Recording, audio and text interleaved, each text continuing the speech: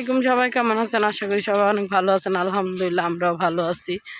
তো এই যে যাইতেছি আমার একটা ভাবির বাড়িতে, হইলো কিছু শাক রাখছে আমাদের জন্য, তো সেই শাকগুলো আনার জন্য।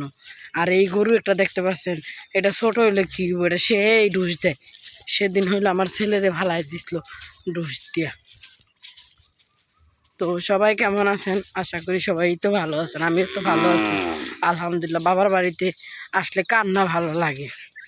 তো আমি বাবার বাড়িতে আইসি দিকে অনেকের রাগ, অনেকে আমার সাথে কথা বলে না, আমার সন্তানের সাথে কথা বলে না। না বলুক, কারো রাগ দিয়ে আমার কোনো কিছু যায় আসে না।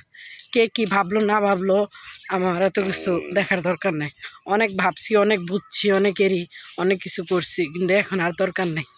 মানুষের সুযোগ দিলে মানুষের মাথায় উঠা যায়, আর নরম পাইলে মানুষ গরম করার চেষ্টা করে। কিছু মাটি আছে না, নরম থাকলে দেখেন কুত্তায় বলেন, মানুষে বলেন আসলাইয়া মজা পায়, সেরকম আছে।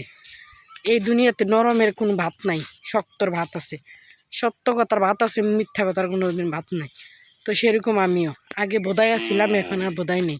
যে যেটা ভাবতো, যে যেটা করতো, সেরকম চুপচাপ মাথা বাইতান নিতাম, এখন আর নিতে রাজি নেই।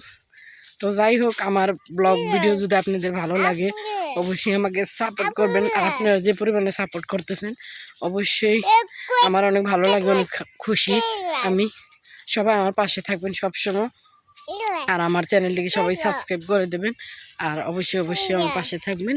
এই যে আমাদের গ্রাম কেমন লাগে বলবেন অবশ্যই। এই যে নিচে একটা বাড়ি দেখছেন, অনেক নিচে বাড়ি। আমাদের এখানে এরকমই বাড়ি ঘর, পাহাড়। তো সবাই ভালো থাকবেন, সুস্থ থাকবেন। আল্লাহ হাফেজ।